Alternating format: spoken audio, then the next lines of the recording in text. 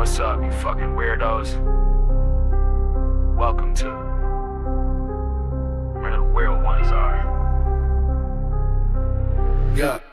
Weird ones only, we talking that truth. Ghost in the attic, yeah, show me the proof. Aliens creeping, they light in the roof. Minds wide open, we shatter the booth. Conspiracies deep, we dig in the scars. Demons and angels and bodies on Mars. Cryptids be watching, they lurk in the dark. Mental on edge, but we glowing like stars. Welcome to the pod, no cap, it's a seance. Whispers in the static, spirits doing dance. Reptiles in suits, yeah, running the lands. MK Ultra made a puppet of your mans. When they go hunger, dogman strut, flat woods, eyes glow. Slice through the cut, Bigfoot tagging trees. Marking the trail, weird ones ride, no room for the frail. Talking about trauma, talking that soul. Peeling back layers, we dig in a hole. Sacred geometry, numbers align. Ancestors speak through the veil in the sign. Ayahuasca dreams, third eye lit. Shadow self lurking, we making it spit. No mainstream lies. This the dirt where the weird ones rise from the blood and the hurt. Weird ones only, we talking that truth. Ghost in the attic, yeah, show me the proof. Aliens creeping, they light in the roof. Minds wide open, we shatter the booth. Conspiracies deep, we dig in the scars. Demons and angels and bodies on Mars. Cryptids be watching, they lurk in the dark. Mental on edge, but we glowing like stars. Voices in the woods got chills on the neck. Black-eyed kids at the door, now we check. CIA tapped in, fluoride drip.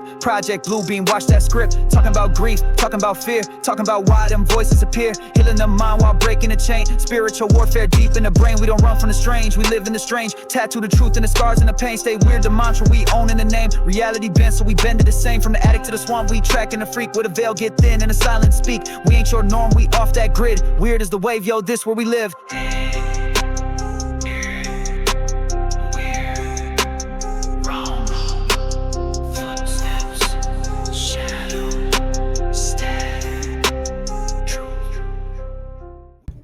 What's up, you fucking weirdos? Welcome to another episode of Where the Weird Ones Are. My name is Kevin, but you probably already knew that, and if you didn't, now you do. Today's episode is with my good buddy Harley Owens. Got the chance to go out and research with him and to meet up with him out in Gatlinburg for the Smoky Mountain Bigfoot conference, so that was pretty dope. So we set this up. It's been a few months in the making. We connected last year and just haven't been able to find a time frame that fit for both of us. We both work quite a bit. But yeah, so I'm glad we were able to make this work out today. Harley has some really interesting encounters, especially his Dogman encounter. It's fascinating. So I hope you really enjoy this episode. And if you do, please like, follow, share, subscribe, leave a rating and review. You know what to do. But real quick, shout out to the sponsor, Flavors of the Forest Raw Garlic Bigfoot Breath. This shit is good. I put it on everything. They have a bunch of different flavors, so go check them out at flavorsforest.com. That is where you can get all of this shit. You can get their spicy garlic, you can get their, cranberry and all that shit. I'm sure you know by now if you've been listening along this entire time. So again, that is flavorsforest.com. Nelson and Matt, phenomenal dudes. Also, you can follow them on Instagram at flavorsforest as well. So make sure you hit them up and get some garlic and let them know that I sent you, because this shit is the best garlic in the game. There's nothing else, nothing like it. Nothing like it. It's very potent. You're going to taste it.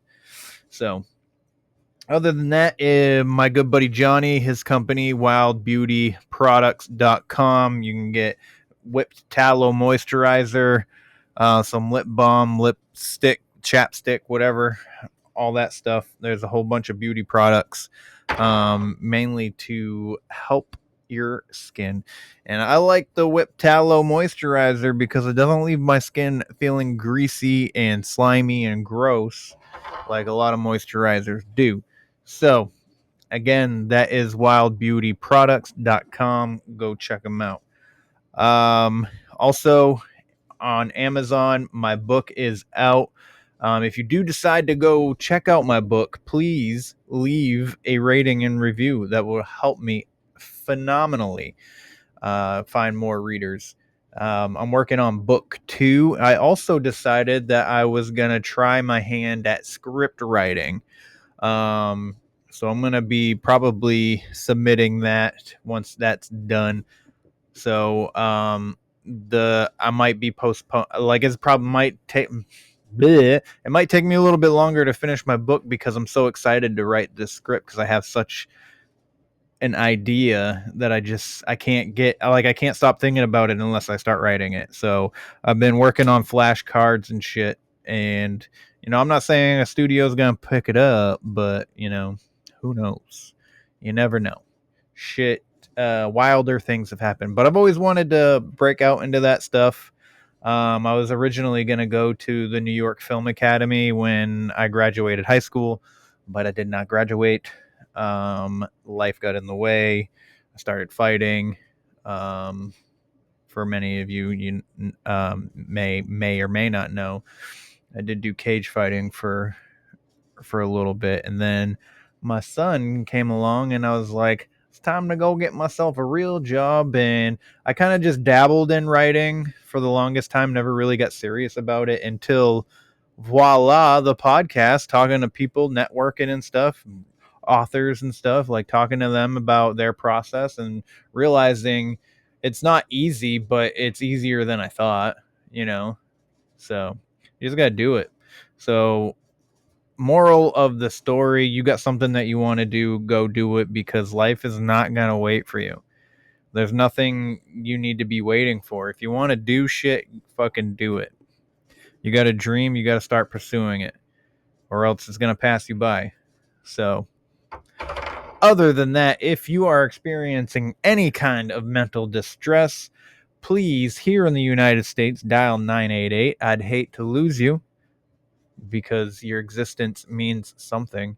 All you're going to do is transfer trauma, and you're going to just create a hole in somebody else's life. So whether you realize it or not, you are loved, and God put you here for a reason.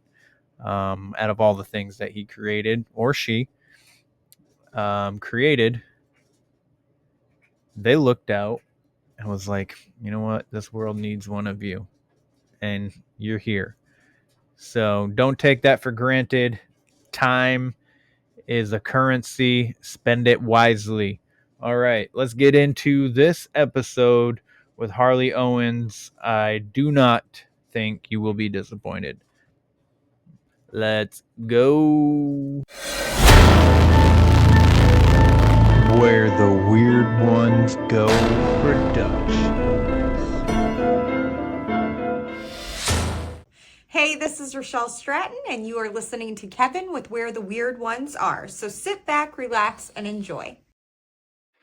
What's up, everybody? Welcome to another episode of Where the Weird Ones Are. You know who I am, but I have a very special guest for you tonight. He's become like a brother to me. He's a very good friend, I would say, by now at this point. Got the opportunity to meet him. Got the opportunity to meet him twice, actually. So, but anyways, without further ado, Harley Owens, how are you doing tonight, man? Man, doing all right on the right side of the dirt. So that's all. That's the right thing to do. I mean, be on the right side of the dirt every day. I hear you there, man. I hear you there, man. So, for those who are not familiar with you, which seems to be a little wild to say at this point, um, if you don't mind letting everybody know a little bit about yourself, and where they can find you if they're interested. Yeah. My name's Harley Owens. I'm 25 years old. I'm from East Tennessee.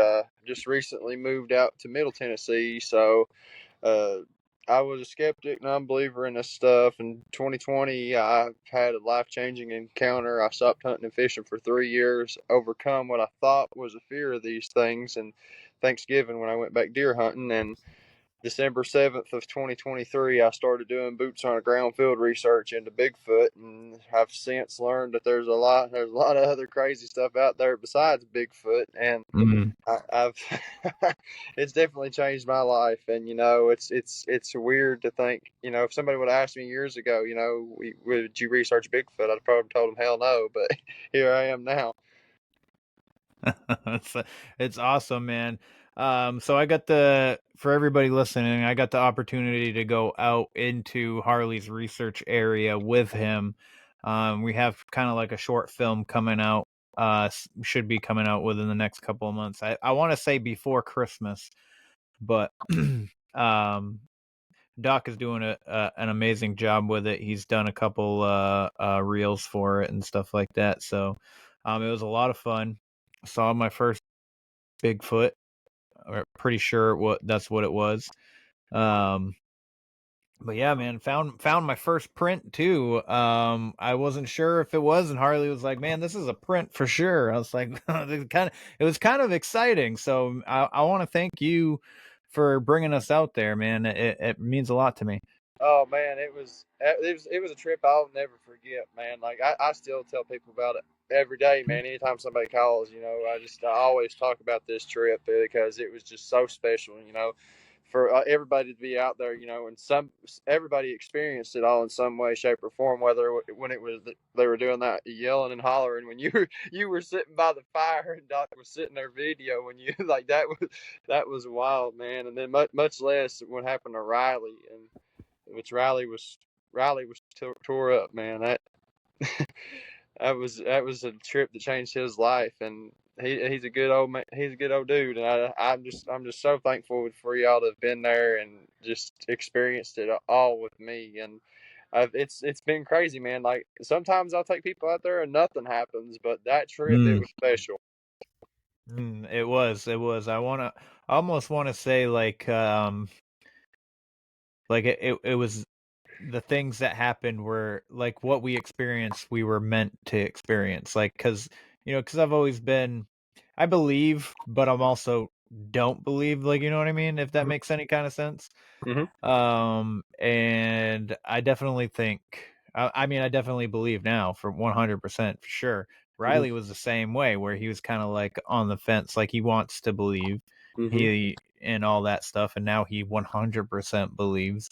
Um, so it's interesting too, because I just recorded Riley and talked to him about his feelings about the trip too. So his episode is gonna be right before this one. So Yeah, the stars align.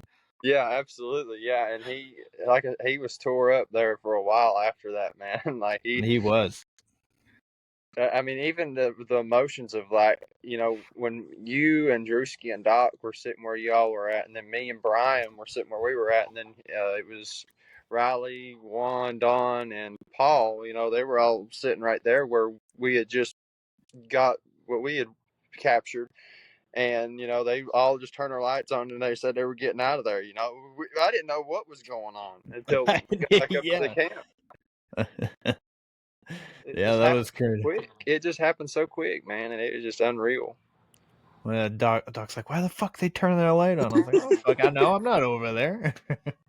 But I will say that the Friday before the conference, and Oh yeah. even the Saturday after the conference, me and some buddies went out there, and we went down into that area where we were. We found all kinds of footprints down in there because it was raining. It had rained. It was all muddy and stuff, and there we found all kinds of footprints. I lost count. How many Wow. we found, but the biggest, we found 4 30-inch tracks. Damn, son. They're 30 inches long, 14 and a half inches at the toes, and 9 inches at the heel. Huge. Damn, son. Wow. That's awesome. That's Mm. awesome. So we were coming down, when we were coming down to Gatlinburg. I took the kids out there because I'm like, why does this look so familiar? Why is this? I was like, I've been here before. Like, past that little gas station, and then I passed that Dollar Tree, Mm-hmm. and I was just like, oh man, I've been here. It's like a couple more miles down this way, and then I was like, I'm just gonna take them there because they wanted us to take a turn. Mm-hmm. And I was like, I'm pretty sure it was straight. So we're driving straight. It felt like forever. I'm like, I don't remember it being this far down here. Yeah, you'll pass it up real quick if you ain't careful. Yeah. Yeah, but we found it, and I drove them up there, and I was telling them all about it, the kids and all that, and they were like, wow, that's cool.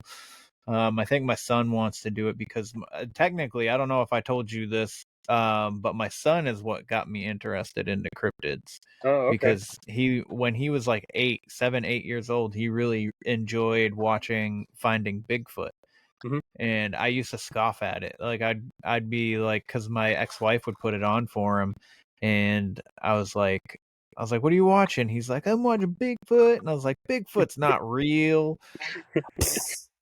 But then I'd sit there and watch it with him and Mhm. stuff like that, and then I had my experience in that same house, where I'm pretty sure it's a dog man. At the time I thought it was a demon and stuff. So, but those two aspects of my son Mhm. being wicked into Bigfoot and then my experience, I was like, there's something, you know. It's all intertwined and connected, even in that area where we were, like what it was the craziest thing, because I never did see any lights in the woods or nothing like that, coon hunting and stuff growing up, and then being out there now after doing the research and stuff, sometimes there'll be lights going through the woods, and it was just like, what is this, and then much less we got I wish we got this recorded, but right there where we were all camping at in that big gravel area, to the left there where Drewski and all them had their hammocks set up, there was an orb there, and it was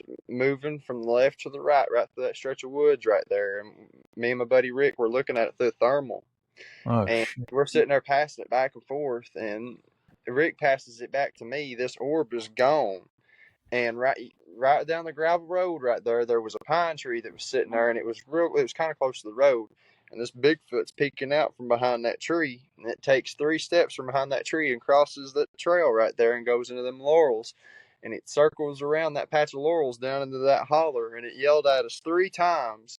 And then further up above the cemetery there, what sounded like a big owl went woo.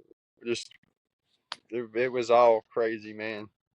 Which, I mean, what Damn. happened to Brian and Juan up there when y'all went above the cemetery there before y'all got drowned? That and they said it felt like somebody breathed up and down their neck, like. Yeah, I, because we were literally standing there staring at each other, and Brian's like, "Oh my god!" and he like looks, and I'm like, "What the fuck is this guy spazzing about?" Um, and then he's like, "Something just blew in my ear, just like this," and he blew into Juan's ears.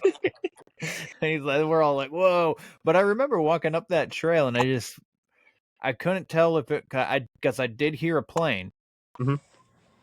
But at the same time, there was still like some rumbling that didn't really quite sound like a plane, that kind of seemed like it was pacing us as we Mhm. walked. It was just like, Well, there's a lot. I'm getting a lot of reports, from people that hike up in there now. Like, some people have actually started opening up and talking to me, and they said that they've been paced out of the woods by something. So. no, that's wild. So, one of the, I don't think I know, I feel like I know, but I might not know. So, but, one of the questions that I wanted to ask you tonight was what really like jump started this whole thing for you, getting into the research and all that. So, as like I said, growing up, I never did believe in this stuff. The only thing I really believed in was the Black Panthers, because there was one time me and my dad were out splitting firewood, and one of these things screamed at us, and he told me to get in the house now. It's a panther, so I ran and got in the house. But the one that really sealed the deal for me for believing in the Black Panthers was I had a sixth grade history teacher named Mr. Tidwell, and he was telling his story about him and his little girlfriend back in the day. They were driving up the road called Stinking Creek, and they pulled over, and they were having a little lovey-dovey time, and all of a sudden something starts shaking the car, and they look on the hood of the car, and this big-ass black cat with big, bright yellow eyes is sitting there looking in on them. And so that definitely changed everything for me. I know people that's got pictures of them on trail cameras and stuff like that, and it's just crazy to think that there's big black cats, much less mountain lions, which TWRA doesn't acknowledge that there's mountain lions here. But you ask them, oh, so if I see one, I can shoot it. No, you can't. So let's just like, well, if they're not here, then why can't I shoot one? So, and the biggest, so I was like 9, 10 years old. We had a bunch of hogs that we were getting ready to take off to the slaughterhouse. We had 15 or 16 of them. And one night the dogs just started going crazy. And then the hogs, next thing you know, they were going crazy. And Dad said, I'll just go check on them in the morning. So Dad went to go check on them that next morning. Every one of those hogs were torn to shreds, not even eaten on. Every one of them were just killed. And they were all about 250, 300 pounds. And Damn. so Dad was talking like, it's probably a bear, a bear protecting its cubs. But there was no sign of anything even getting across the fence, even into to the hogs. If it was a bear, it would have weighed the fence down to get in there. And it was either that day or the day after there was a report from, I think, Georgia, that there was a couple hunters that had apparently shot a Bigfoot and stuffed it in a freezer chest, and it apparently turned out to be a big hoax. And then Dad was jokingly like, Bigfoot killed the hogs. And so, I was like, the Bigfoot's not real, it's a big joke. And then there was always a story coming out from past where we live. Finding Bigfoot actually came out there. There was a guy that we used to go to church with. He said he seen one cross the road. So it was a long shot for me to even to try and believe in it. And so I graduated high school. My dad wanted me to go to lineman school, and I didn't want to. I wanted to do something different. And so I went to work for my parents' neighbors. They owned an auction company named Tri-State Auction Realty. And what we done was we traveled all along the East Coast, Pennsylvania, Virginia, everywhere, auctioning off sawmills and all the equipment. And we went to a place called Pound in September of 2020. I was up there for 2 weeks. The week prior, it was me and my buddy Cameron. We went up and talked to the owner of this place, and the first thing this guy tells us about is this bear that kept coming into the sawmill and was taking the trash off. And I asked him, I was like, "Is it a pretty good sized bear?" He's like, "Yeah, but there's far worse things in the woods than that." And that's what kind of stuck with me. I was like, what was he talking about? And I'm sitting there, I'm like, there's venomous snakes, a pack of coyotes, much less bears, but black bears, they just assume be left alone. You just make yourself look bigger than them, unless they're the ones in Gatlinburg. Those are just spoilt. They don't care. But I was just, Yeah, I met one of them in Gatlinburg actually Saturday night. yeah, No, it was Friday night. The first night I was there, we're walking down the side of the road, and there's just this little black bear walking around. Everybody's like trying to get close to it and take pictures. I'm like, leave the fucking thing alone, Jesus. yeah, yeah. They don't care, man. Tourists, they don't care, man. They'll walk right up to them trying to hold them and everything. And it's just like, if it's a little bear, Mama's not too far away. But Right. so going on through the rest of that first week of me being out there, nothing really happened. I was pressure washing all the equipment and stuff, and I had a little ink that I could write on the equipment for the numbers and stuff. And we had an auction on Saturday. My boss came up to me, asked me if I wanted to stay another week. I told him, yeah, that's fine. So he booked me the hotel for the next week. Sunday rolled around. It was piss pouring the rain, and I wanted to get out of the hotel, so I went out there and got some work done, so maybe I could leave earlier in the week. So I get out there, it's piss pouring rain. I unlock the gates and I get in there. I parked on a concrete slab, where I was parking at for all week. And I got done. I had a skid steer there. I had a bunch of pallets and stuff that I could load people's equipment or whatever pieces of stuff that they bought. And I got done and I started walking around a wood line. And the weirdest thing was, I was sitting there looking, and I could see where something was walking through there. And some of the spots it was kind of hard to leave a footprint, but then there's some soft spots. And then I came across a trackway with about 4 or 5 good tracks, and I'm just sitting there and I'm looking down, and I'm like, that's a Bigfoot. I wear a size 12, and I was sitting there, I had my foot next to them tracks. I was like, there's either a big hobo out here playing tricks on me, or this is a Bigfoot. I jokingly told myself it was a Bigfoot, and then I kept telling myself somebody's playing a trick on me. So I ended up going back to the hotel. Monday came around, nothing happened. And I will say this: every morning, whenever I was coming into this place, there was wildlife. There was deer, there was turkey, rabbits, or whatever the case may be, just running across this road. It's a big old long gravel road that just went down into this holler. And I'm sitting there, Tuesday, nothing. Wednesday rolled around. Wednesday, September 23rd, 2020, that changed everything for me. So I woke up that morning. I was running late, and I knew I was going to hear it, but I didn't. So I get out there and there's a guy sitting at the gate, and I'm like, yeah, I'm definitely going to hear it. That's my thought process at the moment. I'm like, I'm definitely going to hear it because I was late, but I was the favorite. I was pretty. He was pretty lenient with me, so I unlocked the gate and we start driving down in through there. And this morning there was no deer, no turkeys, no nothing. So that was what kind of really made it weird. I get to the second gate and unlocked it, but at that gate there's a road that the road curves and it makes another curve, and then down at that flat there was an old railroad car that sat down there. And I get in there, I hopped on a skid steer, and he had like 2 or 3 pallets of stuff that he bought, and so I threw him on the trailer and sent him about his day.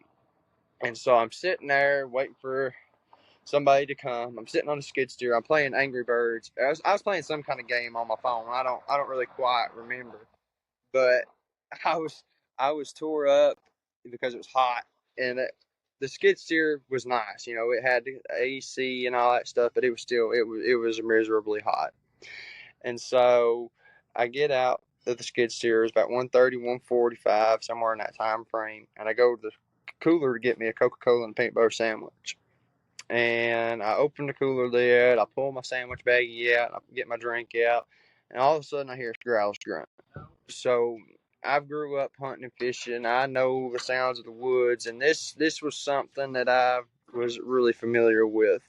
So I'm sitting there and I'm looking around in this valley, and I'm not seeing anything. And all of a sudden I hear it again, and I'm sitting there looking around, and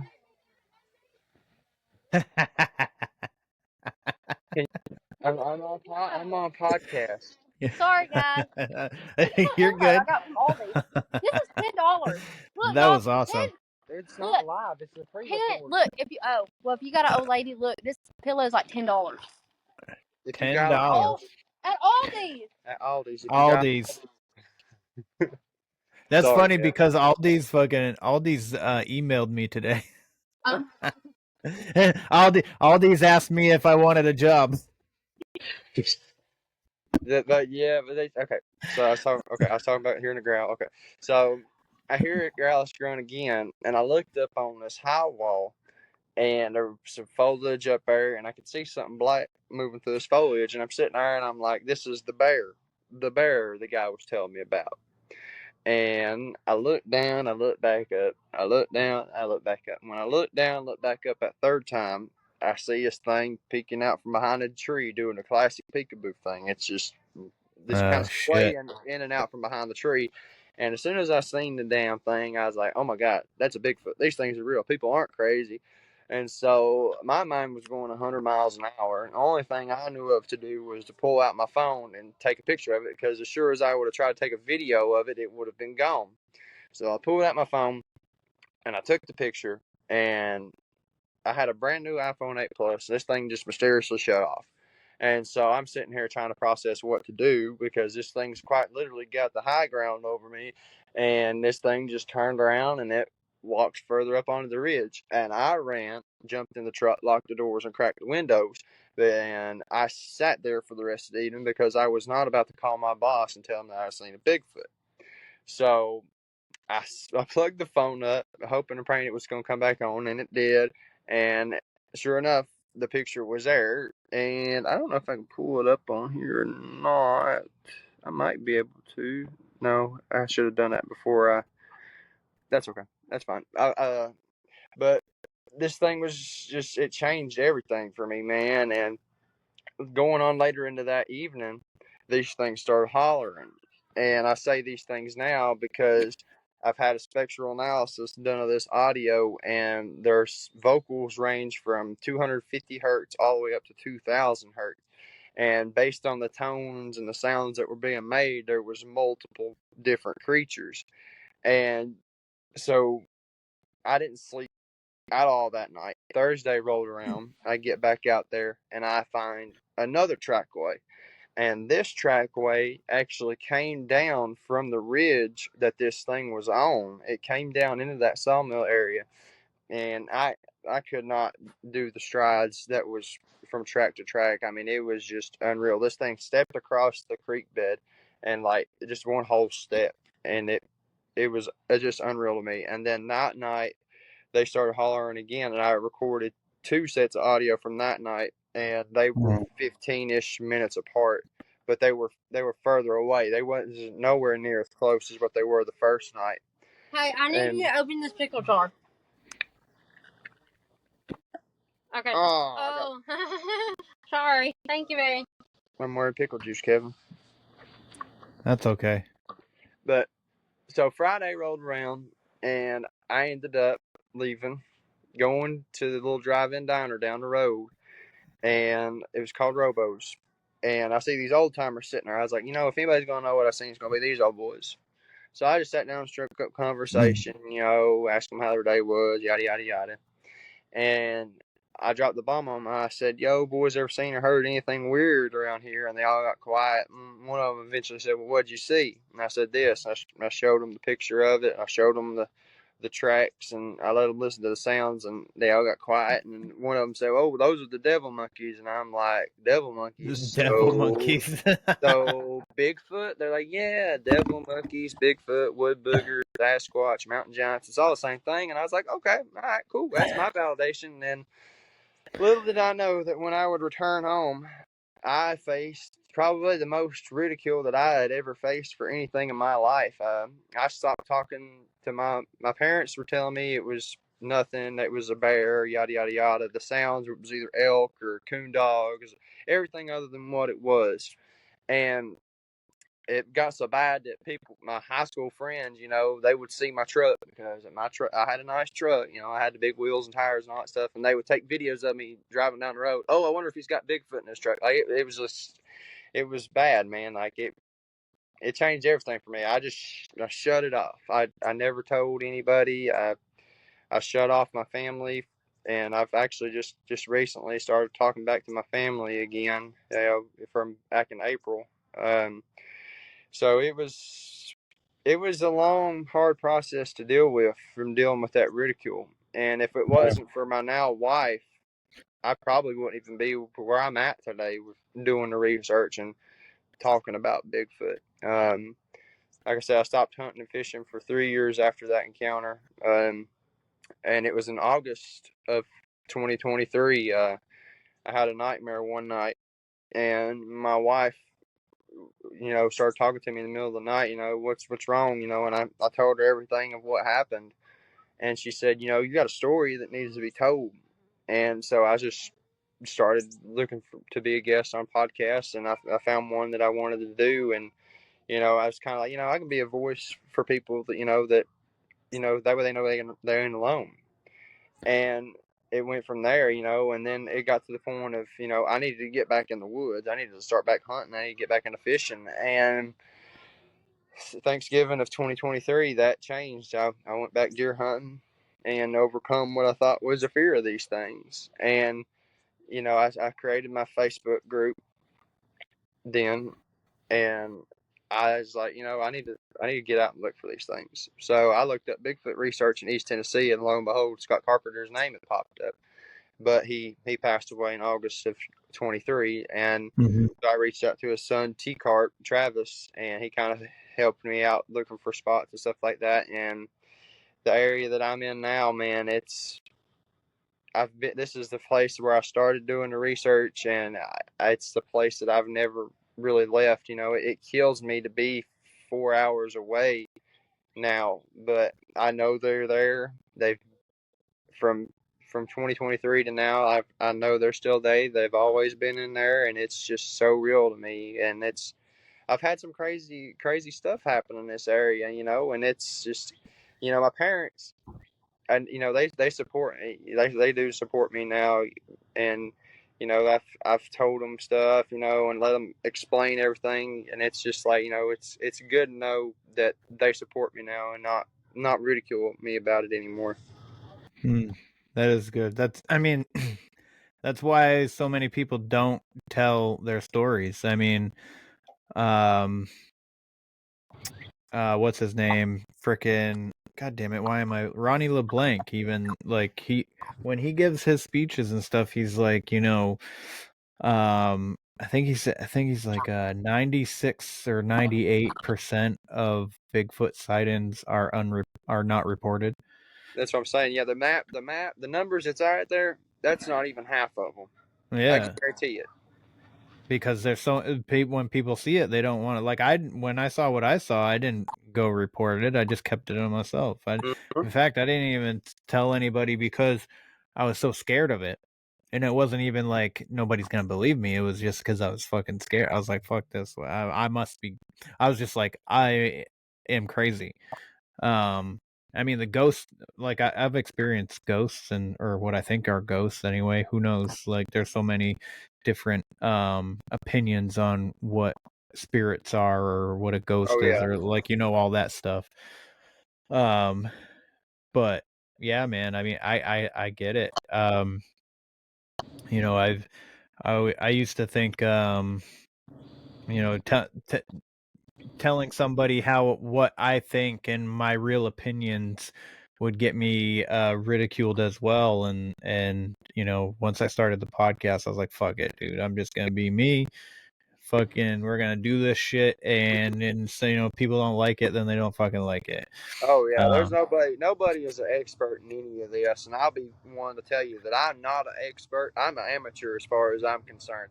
I use my tracking skills to somewhat help me out in this, and it's worked. yeah, yeah.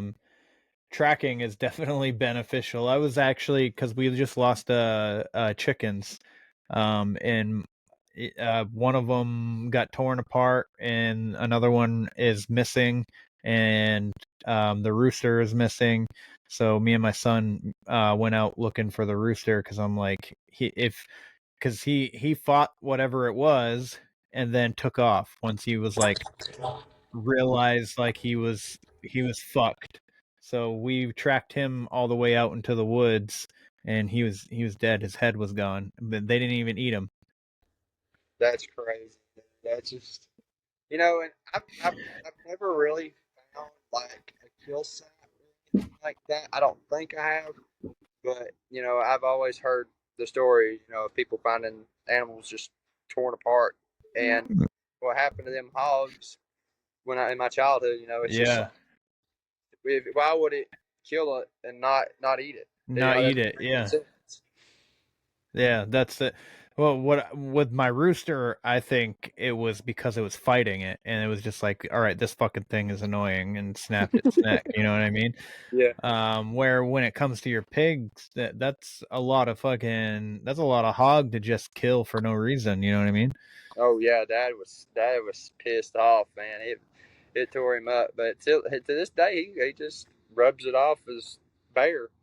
But I don't know, man. But I'll tell you what happened. There's a cave. So back in April when I was there helping them do some fencing and stuff, I took the dogs down in there in the woods, and I Mm-hmm. knew I knew there was a cave down there because the cave was maybe 100 yards away from where the hog pen was. The hog pen isn't there anymore, but I was walking the dogs down in there with me. The mom and dad's got like five or six. There's six dogs. Yeah, there's six dogs. They're all outside blue heelers for cattle, and Oh, nice. we're walking down through there. All of a sudden, these dogs just start raising Cain, and I'm like, okay, all right, they're throwing a fit about something.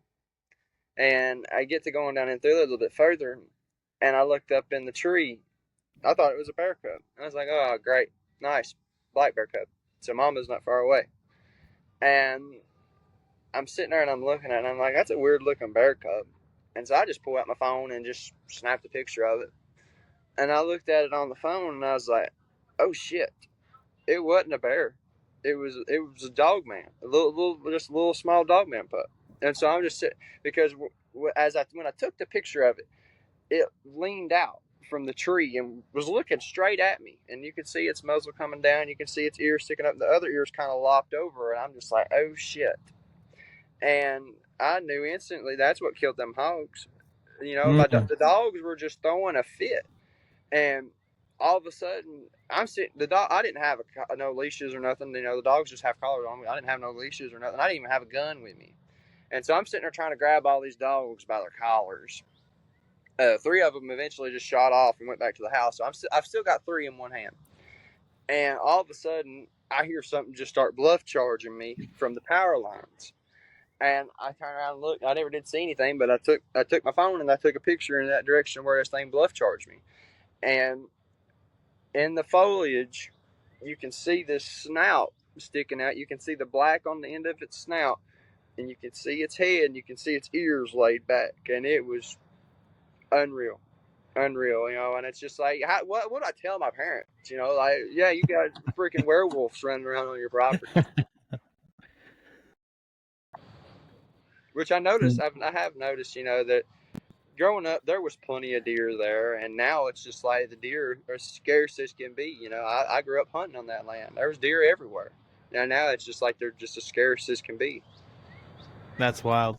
That's wild. It's funny because I go hunting too, and when I go hunting where they're supposed to be, they're not there. But they'll fucking walk in my yard, Oh yeah, and yeah. like I'm literally in the center of town, and they'll come walking through this little patch of wood. Like there's the patch of woods where I found the rooster, which is across the street. There's a little like waterway that goes through there, but that's it. It's just like a little strip. It probably stretches from there's a swamp down the street, but it probably not even a quarter mile, not even, probably like a football field length of patch of woods, and then there's some woods over here that goes to a sand pit. But they're always coming out of that patch of woods, coming across the street, and then walking into my backyard, and then like chewing on bark or whatever the fuck they chew Well, on. I mean, I'm sure people feed them too, and that's another thing. Probably, And yeah. that goes into like the Bigfoot and stuff like that. People really don't realize, you know, they come into the sub neighborhoods and stuff like that at night. People don't understand that, and it's just like, you know, they'll go in and take pet food that's outside or whatever, anything and everything. You know, they're just so smart and so clever. They know how to stay hidden, and they'll go virtually unnoticed. Yeah. Well, I mean, what we experienced all together when we charged the thing and it was just gone. We were looking right at it, and then we get down to where it was. It didn't take us. It took us like a matter of seconds, and it's gone. So the fact that, like, yes, I do think that they're flesh and blood, but I also think there's more to them. And I could be wrong, but with that experience that we all experienced together, even Drew was like, dude, I don't know, I'm starting to think that there's more to this shit than fucking. I mean, he didn't swear because he doesn't do that, Right. but you know what I mean. He's and I was just like, dude, that's what I'm saying. Like, I think, like, and I'm not saying that freaking it's just a ghost. I was like, maybe it is a ghost, maybe it is a spirit, and it just manifests sometimes. I don't know, but like when it's here, it is It's here. physically here. And it eats and it shits and it fucking leaves footprints and stuff like that. So, Yep. man, it's a rushing over there after seeing that figure on the thermal, and then rushing over there and it not be there, no footprints either. Too, that was weird. But Oh man, I'll tell you, they've added even more onto that tree structure since we were in there. really? Down in that bottom down there, yeah, they've added even more onto it. Of course they have.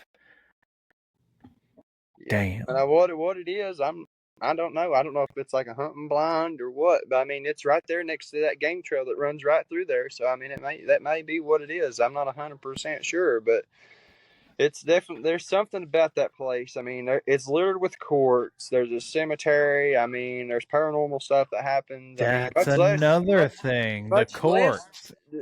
Much less Dawn and Juan had something touch their freaking truck. I mean, Yeah. the handprints on the truck. I mean, it was just, I don't know. It's more questions than answers at the end of the day when it comes to this stuff, and it's just never. And what really, you know, and I need to get with Doc, you know, and make sure that we get this in the film, because what happened to me on the way out of there after everybody else had left, when it was me, you, Doc, Drew, and Brian, when we were on our way back out of there, I had something happen to me, and that tore me up. I didn't really want to talk about it because, you know, I only experienced it once, Yeah. and the mind speaking. That's just it's like a voice in your head, but it's not your conscience. It's just it's hard to explain whether it's something paranormal or if it's something that these things are doing. But when we were getting ready to come back out of there, I was leading the pack because I know my way around in there, and as I stand in there, right there at the head of the holler to go back up. I'm just standing there, and I get this voice in my head, like my ears start ringing and getting cloudy, and I get this voice in my head that says, "Get out of here now." It was in English, but it was like Native American. I don't know, but it was English, and it was just I just started walking. I don't have no words for it. Oh, and let me tell you what happened in there the other night. So the night after the conference, we were down in there. We had movement all around us down there. We went light. I told him, I said, let's go lights out. It was me, Matthew, Fisher, and Steven. We were standing there. We went lights out. They were moving on the other side of the creek, like where they were doing right down there next to Riley and them. And then they were moving in that direction of where you and Doc and Drewski were sitting. And we're just sitting there, and it's we start just getting this real sense of dread that we need to get out of here. And so we start to go up the holler there, and I'm sitting there and I'm looking straight in front of me, and I've got my headlamp on, I've got my flashlight, and I'm sitting there looking straight in front of me, and there's an opening there, and there wasn't a deer there. And then I looked down and I looked up, and my buddy Steven said, "There's a deer." I said, "Where?" He said, "Right there standing." And that deer wasn't there a minute ago. And that deer was looking at us, and he kept looking behind him. I mean, he was a little buck. He was like a little 6-point, and he was standing there looking at us, and he was turning around and looking behind him, and he just cut straight across in front of us like he was rather going to deal with us than what was behind him. Dang, son. That is interesting. Mm-hmm. And did you guys? So when you guys were out there, did you hear like any of that screaming? Because that night that we were out there, and we got the screaming behind us and the screaming in front of us, and then it was behind us and in front of us. I was like, I'm losing my mind out here. Yeah, you were spinning around in a circle, but yeah, we had them whistling. So Whistling. they started whistling at us, Mm-hmm. and we would whistle back, and they would whistle back at us. So it was just back to back to back, man. Every time we would whistle, they'd whistle back. But they started it. They started the whistling first. And if you remember that whistle that we got on the recording of them screaming at us, it's that exact same whistle. You can't replicate that whistle. It's just a real loud, high pitched whistle, and it's just it's not a bird. I will say it ain't a bird, and that's I don't know. And I mean, much less they'll mimic. I mean, when that first night, that Friday night, we went down in that holler below the cemetery, me and Drewski and Jessica and them, we had them owls, which I don't think they sounded like owls, but they were like 500-600 pound owls. Like they, it was like the samurai chatter in a way, but it was mimicking an owl. It was weird. That is weird. I wish I would have heard that, but not where we were. We were getting the grunts and what sounded like something following us. So, yeah, that first night was definitely interesting. But yeah, that second night you were definitely scared because everybody's like, oh, well, somebody said, I can't remember, but they were like, up all night. I stayed up all night. Right, and they go, if Harley was so scared, why did he sleep in his sleeping in his hammock? I was like, yeah, when the sun came up. Well, it was Friday. It was Friday He was night. up all night. I was like, he was up all night, and then he went and I don't even think you went to your hammock Saturday night. Saturday night I didn't go to my hammock. I sat by the fire all night. Yeah, I did not go to sleep. Friday night was the only night that I went to sleep, and I got woken up at 4:00 in the morning by something walking down there below my hammock. Yeah, fuck that. Yeah. Man, I was just waiting for that tripwire to go off below me because uh, I would have booked it out of there. So. I bet you would have. I bet you would have.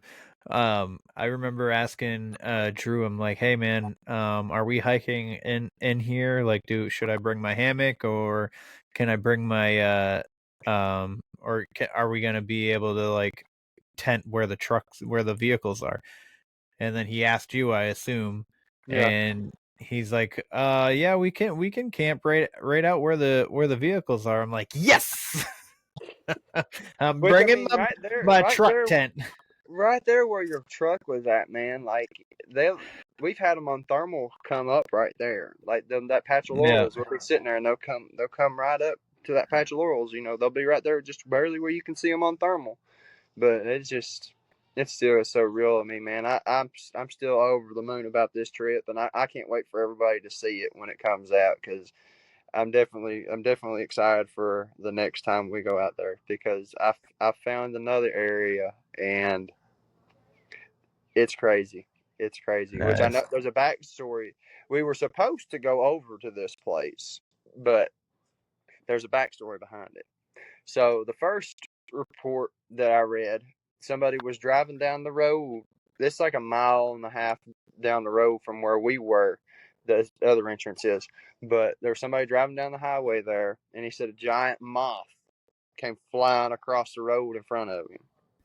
And a year later, close about that same time, a woman and her friend were out there, and they had the lights off and everything. It was a moonlit night, and all of a sudden they said something starts walking towards the vehicle, and it's about 8.5 feet tall, just jet black. And all of a sudden this thing unfurls its wings and it shrieks at them.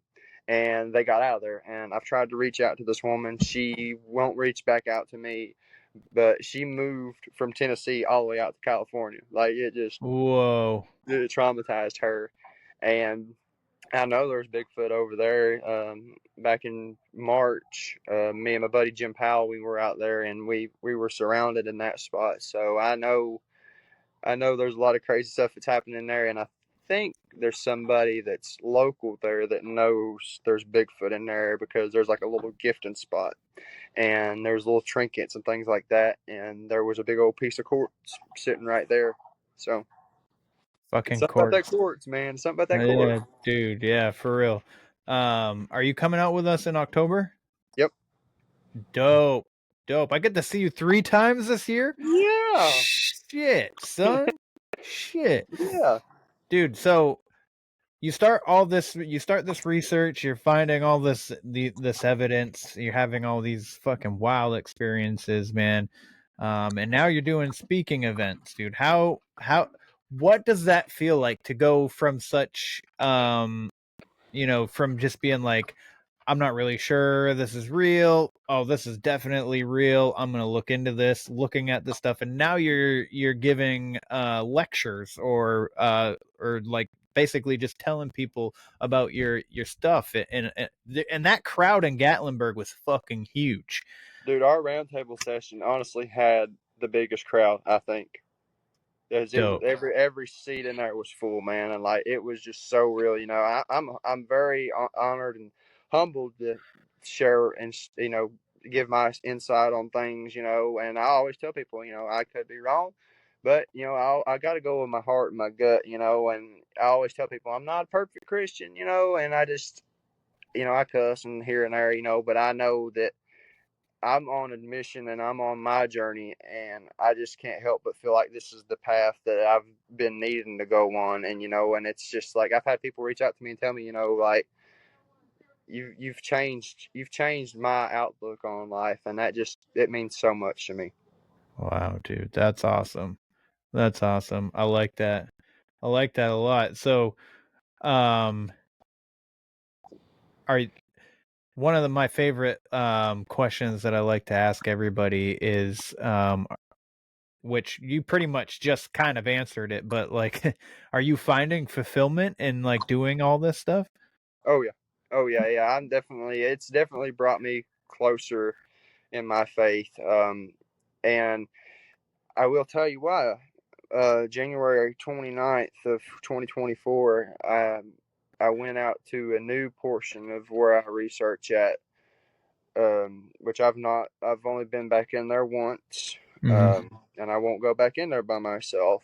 Um, I left the house. Me and my wife had an argument. I left the house, and I told her I was gonna go for a hike, let off some steam, and I remember distinctly that that trip out there, I prayed before I went into the woods, and I've I've not been perfect. I've been saved, I've been baptized, and it's just like sin is in our nature, and we're still going to do it. So I get to this first little section of where I wanted to look around at. I got out of the truck. I left my pistol in the truck, and I'm out there and I'm looking around. I'm finding these tree structures. I'm finding these big structures that are flat on the ground. It's almost like big glyphs. There was one that was shaped like an asterisk. And so I'm like, okay, there's maybe some Bigfoot in here. And then I start finding these rock stacks. And every time I find these rock stacks in these areas, it's always in threes. It's never 4 or 5. It's never 2. It's always in threes, which is weird. Um, and I was like, you know what? I'm just going to head further up the mountain. So I get back in the truck. I head back to the truck, get in the truck. I drive further up the road, and I find this trail that leads to a waterfall. So I'm hiking up the trail. I left my gun in there. Only thing I had was my machete. And I'm hiking up this trail, and I'm zigzagging around through there. And I come down a hill, and there's a culvert, and it was washed out. So I had to just literally walk straight across the culvert. And I come up this hill, and the trail winds off, and the trail to the right wasn't maintained very good by park surfaces. It was all grown up, so I didn't have much of a choice but to go up towards the waterfall even further. Mind you, I've never even made it to that waterfall. Um, so I'm walking up that trail, and I'm going up in elevation, and it's starting to get colder. And there's a game trail that cuts straight across this main trail, and I'm sitting there and I'm looking over, and I see some tree structures. So I verge over in there, and I'm looking around, and I find these twist breaks. And twist breaks are one thing that I really look for a lot, because you can rule out on if it's wind damage or if it's these Bigfoot doing that. Because if a tornado or something comes through, you're going to see a whole bunch of that, but not just one or two in one spot. Because the smallest one, I could reach up and just about touch it. So it was like almost 9 feet, and it was twisted and broke facing up the mountain. Now the other one was double the height. It was like 15 or 16 feet, and it was twisted and broke facing down the mountain. And so I'm sitting there in my mind, and I'm trying to rule this out, and I'm like, yeah, there's no way that this is from the wind or anything like that. Something with intent has done this. And so I'm sitting there and I'm looking at everything, and I head back towards the trail, and I notice these smaller stick structures. And I think the juveniles do that to practice and get in tune with the adults. And so I get back in the trail, I head further up, and there's a little bit of a bend, and then it's shot straight, and then there's a real sharp curve, and then it goes just a little bit, and it makes another sharp curve. And I remembered before I got to the first curve, I sent my wife my location on the satellite because I didn't have no phone service. So I sent her my location over the satellite.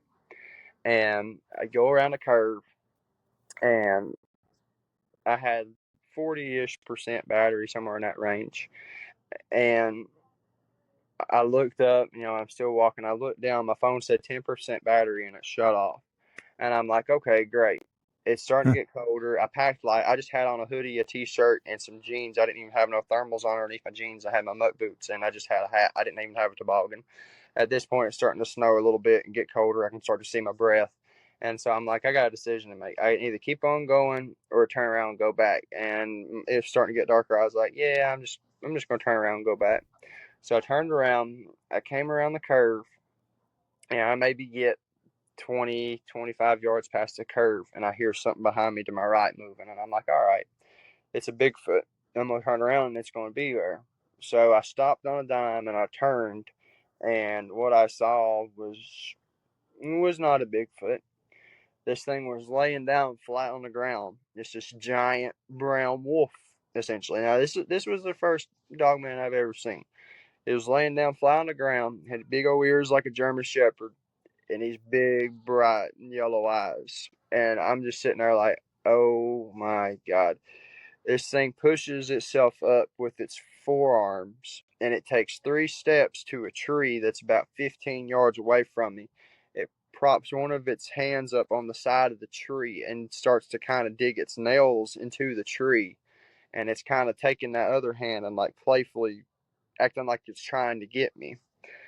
It's got a big mane running down its neck. The upper half of its body was real thick and broad, but the lower half was thinner.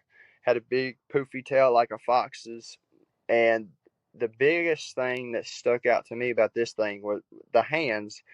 If you've ever seen a raccoon's hands up close, that's what these dogmen's hands look like, just like a giant raccoon hand. But the weirdest thing about this one, most stories you hear about these dogmen, they'll have the backwards facing legs with a hawk. This thing had forward facing legs like a human. And so I just started backstepping, and I knew, this thing was going to kill me. And, I'm sitting there, and as I'm looking at this thing in the eyes, this thing is not friendly, and I'm getting these visions, these premonitions. My wife was going to be a widow without me. My kids were going to grow up without me. It's just everything just negative was just flashing. And I just started backpedaling, and then I just turned around and ran. And this thing started chasing me. It's chasing me from off the trail, though. It's not chasing me on the trail. And I get down to the culvert, and I kind of glance over my shoulder. I can see this thing coming through the foliage. And I go up the hill, and I come around the other curve, and I get to this other bridge, and I'm going across it, and I kind of glance over my shoulder again, and I could just see its ears sticking up above the laurels. And I'm almost positive that's when it stopped following me. I don't know. I did not turn around to find out, but I know I booked it out of there. And I about stopped doing the research after that encounter because it was something that I really never wanted to fool with or see again, much less. And so on February 2nd, just 4 days after I'd seen this thing, I now met my friends, Rick and Steven. They came down from Virginia, about a 6-hour drive. We went back to that spot where I seen this thing, and it was 8 foot tall, not including the ears. So it was about 8.5 feet, including the ears, maybe a little bit bigger. It was 42 inches at the shoulders, and from where it was laying flat on the ground to the tree that it took 3 steps to was 28 feet. That's 8.5 foot stride. And What the and this where this thing was laying at, the compass was going haywire. No shit.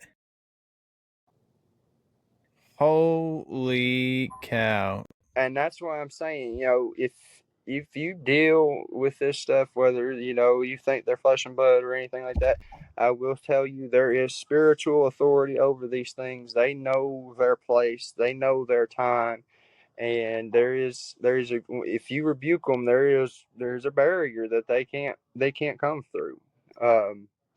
And I always tell people this: if you stay on the sidewalk, they can't get to you. They're on a leash. They can't get to you. But if you go off the sidewalk, you're fair game. That's a good analogy. I like that. Yeah, man, that's terrifying. That is terrifying.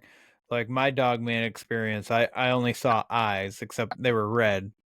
So that's why I thought it was a demon. That's what I associated it with, but it was in the company of coyotes. And a coyote was in my driveway pretending to be injured and trying to coax me and my dogs out and shit. So yeah, it was fucking terrifying. But yeah, man, it's the dog man's no joke, and this next hunt that we're going is most likely that's what we're gonna see if we see anything. It's going to be very dangerous, and I am definitely going to take everything into my power to keep us all safe spiritually, because this place is no joke, and it's Yeah. I still haven't set foot in there. I can't get myself to. I live 45 minutes from there now. I cannot get myself to step foot in this place. Just the energy that I pick up every time I try to go into this place. It's evil. I can't get it. Boy. I can't do it by myself. Where we were in Tennessee, I knew that place. I was fine with that place. I knew what to expect. But this is something that's completely different. I feel you. I feel you, man. I know you guys. I gotta run and spend time with those kiddos, Oh yeah. and the wife. So I'm gonna let you go. But if you don't mind, just one more time, letting the good people out there know where they can find you and your research. Yeah, absolutely. Probably the best way would be on my Facebook group, Bigfoot Reports and Data. I'm also on Instagram, TikTok, all under the same name, so it's pretty easy and convenient to find me. Also here on YouTube as well. Haven't really been posting too much content because I haven't really been out researching out here yet. So I kind of gotta get myself in gear to get out into the woods here in the LBL. So. Dope, dude. Dope. I did not. I apologize. I did not realize that you were officially in the CST.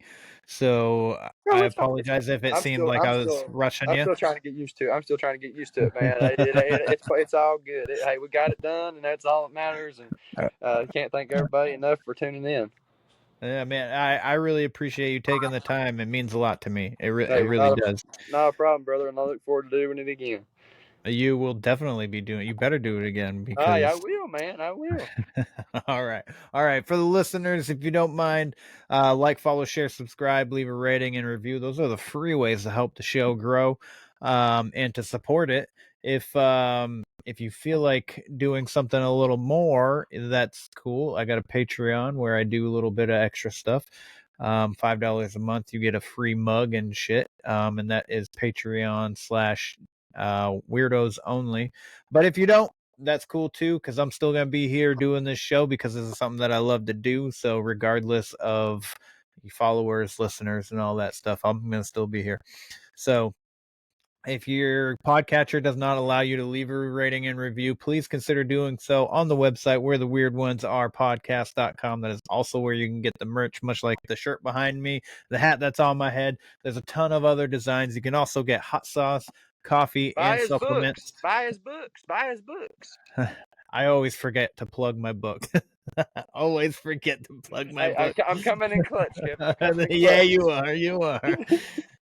Check out the book. It's on Amazon. If you do check it out, please leave a rating and review on that, because that'll help me find more readers. That is probably on the book is where I care more about the ratings and reviews than I do on the podcast, because like I said, the podcast is still going to be here. I would like to get more readers though. So book 2 should be coming out pretty soon too as well. So I think that's it. That's all I got for you guys. So thank you again, Harley, man. I really appreciate you taking the time to do this. You know, time is our greatest currency, and the fact that you chose to take this hour and spend it with us, it means the world. So without further ado, you guys know the drill. Question everything and stay weird.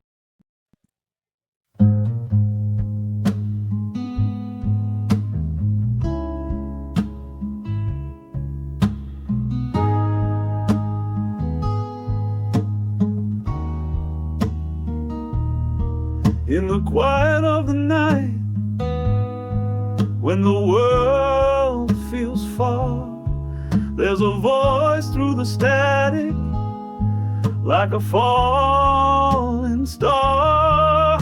It calls the misfits, the dreamers, the ones who see the shadows in the corners, the truth we barely believe. From the pine tree woods to the desert skies, they talk of ghosts and aliens with wonder in their eyes, not afraid to ask the questions that others won't dare, 'cause the world gets strange when you stop and stare.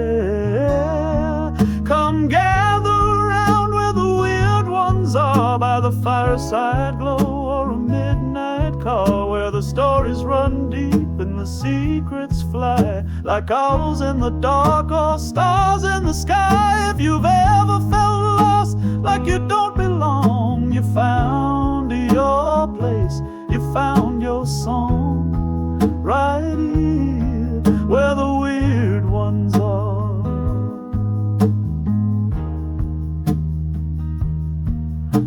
talk of cryptids, time slips, and deja vu, of spirits that linger, and what might be true. But more than the monsters, it's the people you'll find who dare to be open with curious minds. It's not about fear, it's the thrill of the ride, to question the world with wonder as guide. So pull up a chair, let your freak flag fly, we're the seekers of truth beneath the sky. Yeah, come gather around where the weird ones are, on the moonlit thoughts and cosmic scars, where the veil feels thin and the questions burn, and we chase the strange at every turn. You're not alone, not in the dark, you're with a tribe. You found the spark right here where the weird ones are.